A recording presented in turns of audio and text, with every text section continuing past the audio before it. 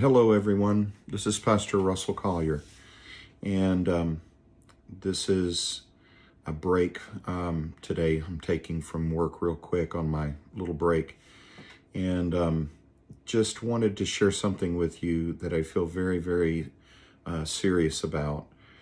We've been reading through the Bible, our church has, since the beginning of the year, and we're in the book of 1 Samuel, chapter 25. And we came to yesterday the account of David in his dealings with a man named Nabal and Nabal's wife named Abigail.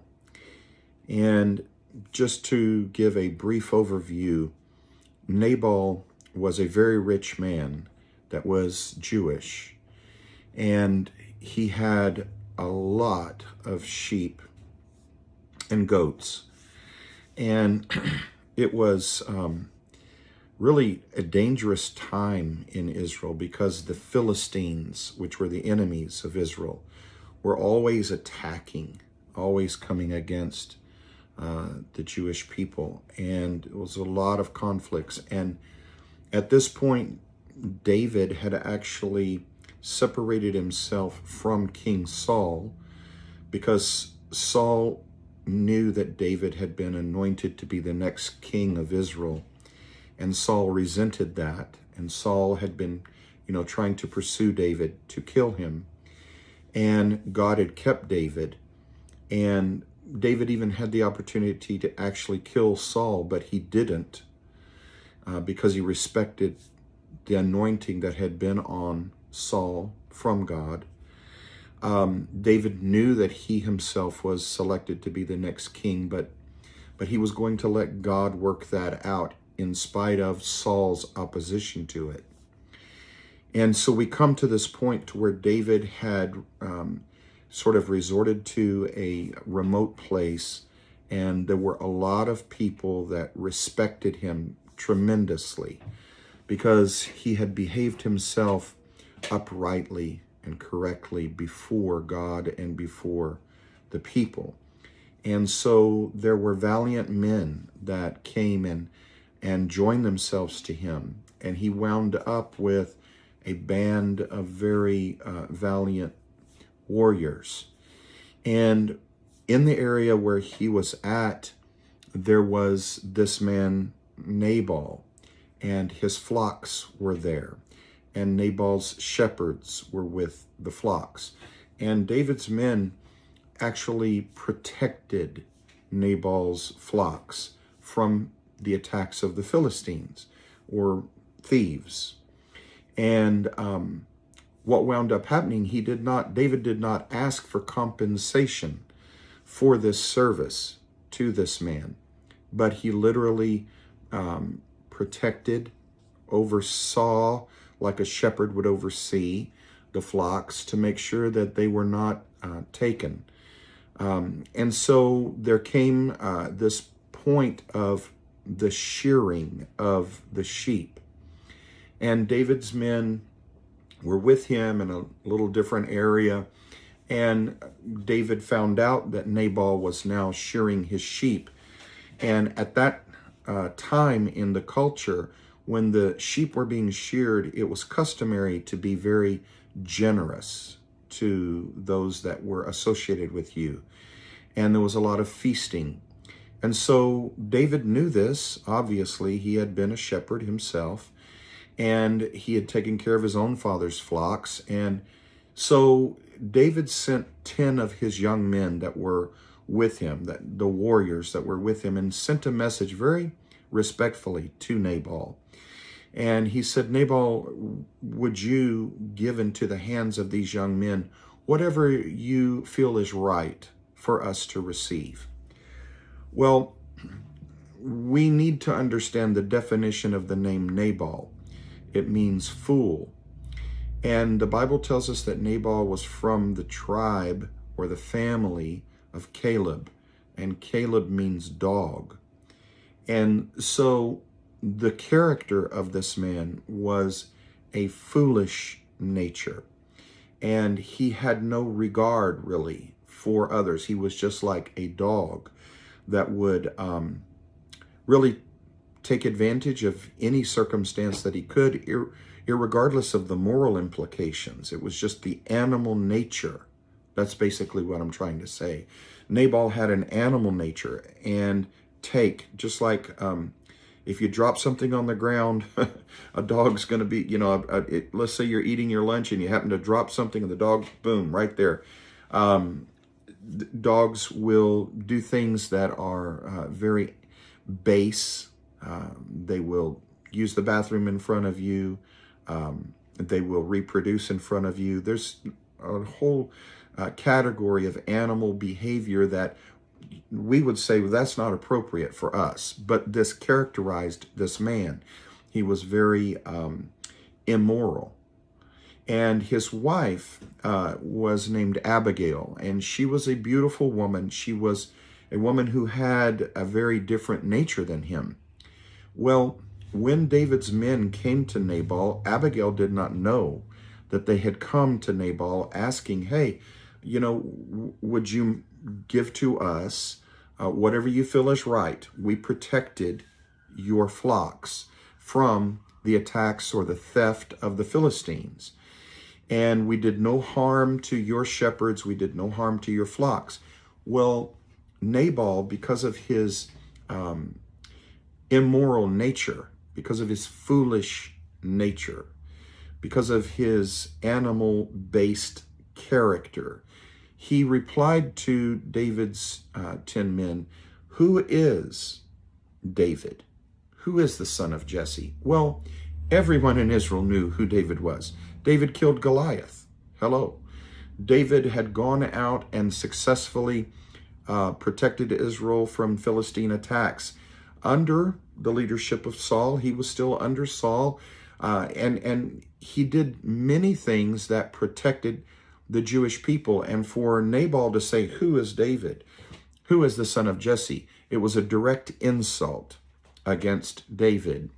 Sort of like saying, so what? Who is he? Well, Nabal, he has protected your wealth. He has given protection to your life, to your livelihood.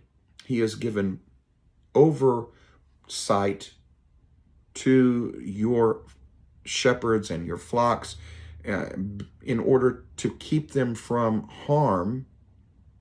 And now you're going to act like, so what? Who is he? No big deal. It's not important to me that this man has given a valuable service, a valuable service to protect what is mine so that I can have what I have. So it was a very arrogant reply. All right, so the 10 men go back to David and they give him the answer. It was a very rough answer, obviously. David becomes angry and he prepares, I believe it was 400 of his men, and they're going to go to Nabal. They're going to kill him, and they're going to kill all of his male servants. They're going to kill all of the males that are associated with Nabal because of this great insult. It's like, literally, it was like thievery. It's like, look, I've protected you from the Philistines to take your flocks, and now you're going to spit in my face. You've stolen, in essence, from me. And I'm going to come and I'm going to take you out. Well, one of the young men that was a servant of Nabal heard David's plans, and he goes to Abigail and he said, look, Abigail, our master has made a very unwise reply to David. He's made a foolish reply to David. And we're going to be killed because David's coming. And Nabal has insulted and disregarded David's protection. So Abigail immediately goes into action and she prepares a peace offering, if you will, for David. And she instructed her servants, get this, get that, get this, get this. And they go on a journey to meet David before David gets to Nabal. And when she is there and David is coming, she sees him, he sees her. She actually falls down in front of him and petitions him and says, look, I understand the character of my husband. He is a foolish man. And she knew, David, you've come on a mission to kill, and I don't want you to shed innocent blood. I want you to be guiltless before God, and I'm entreating you, I'm asking you, do not do this vengeance for my husband's foolish reply to you. So she even told him, she said that the enemies of David would be slung out from the middle of a sling, that God would remove his enemies. Well, obviously David understood that very well, because that's how he killed Goliath, right? With a stone in the sling. And so David is appeased, and he says, okay, I'm not going to go forward with my plans to kill your husband or his servants. And so she returns back to her dwelling place. And Nabal has this huge feast. It's like a feast of a king. He is so wealthy that his feast is like the feast of a king. And he gets drunk, very, very intoxicated. And at the end of this intoxicated revelry, he then wakes up the next day, and the wine is out of his system. And Abigail comes to him, and she tells him, she says, Nabal, here's what really went down. I went and I entreated David to save you and to save our servants. And you really were right a hair's breadth away from death. And I want you to understand how foolish you were in your reply to David. And the Bible tells us something really, really unique and really important for us to pay attention to. And this is why it's troubling to me today. Because it says in 1 Samuel 25 and 36, and Abigail came to Nabal, and behold, he held a feast in his house, like the feast of a king, and Nabal's heart was merry within him. So he's thinking everything's good. For he was very drunken.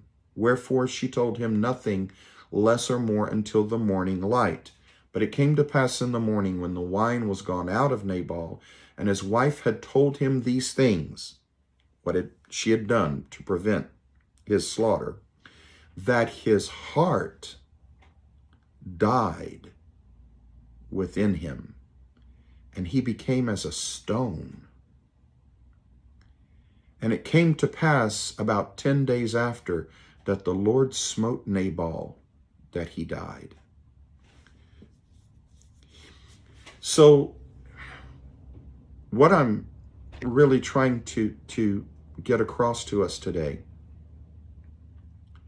it is possible for our heart to die. And I'm not talking really exclusively about the physical organ that pumps our blood. That can die.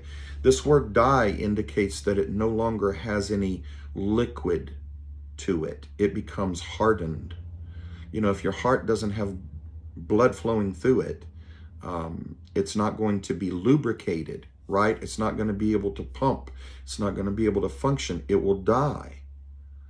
Well, the same is true for the other definition of the word heart, which relates to our inner man, our soul, our character, our nature, what we really are. If we dry up spiritually, well, no, it's okay for me to party. It's okay for me to be influenced and intoxicated and have a good time that is going to try to somehow make me happier about my sheep shearing, and I want to spread around the wealth with all of those that are gathered with me, and partake with my party that I choose to give but I'm not going to share anything with David that protected me. I'm not going to share anything with David's men that watched over my flocks to keep me safe from enemy attack. I'm just a dog. I'm just going to, growl at those that want to take anything from me.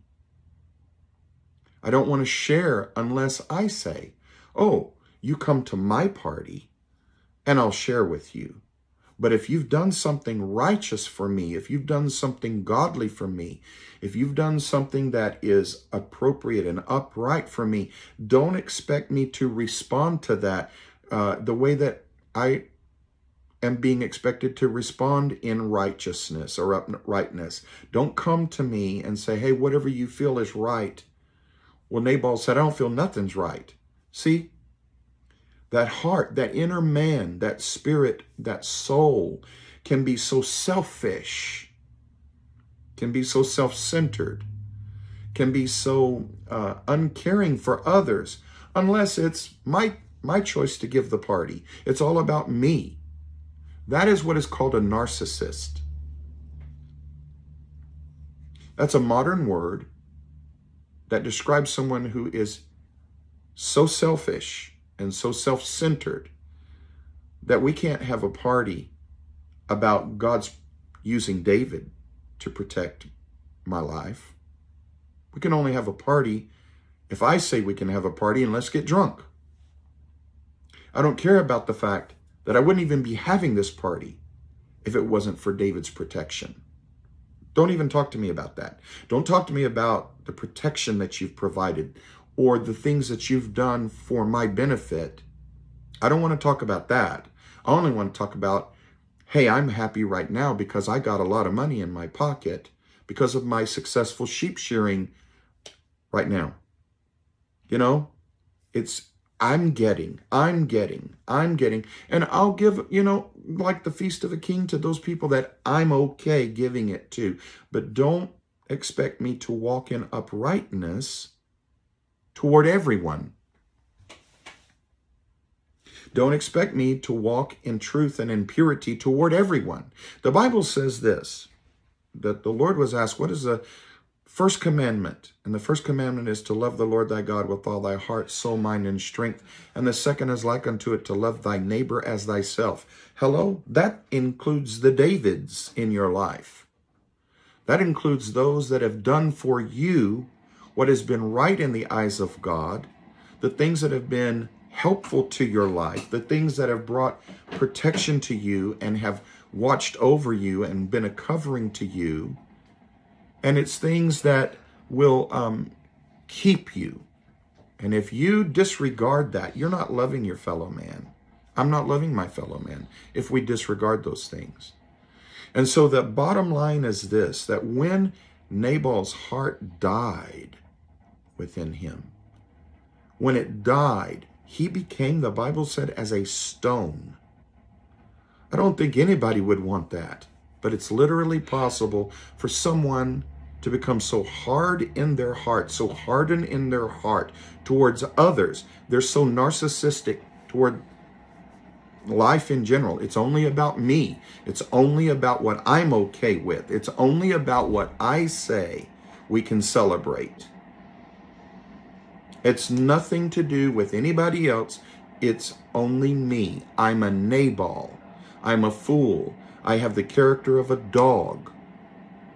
An animal nature, not the nature of a human that has been transformed by the presence of God, transformed by the salvation of God, transformed by the salvation of the living God that has protected me, watched over me, and used others to bless my life, used others to help me in my life, used others to watch over me in my life, to assist me in my life. No, it's all about me. I just want to use people, but then I'm going to satisfy myself. That's what kills your heart. So God help us today to not die from a hardened heart. Because it's possible, friends, to die from a hardened heart. God bless you and help you today.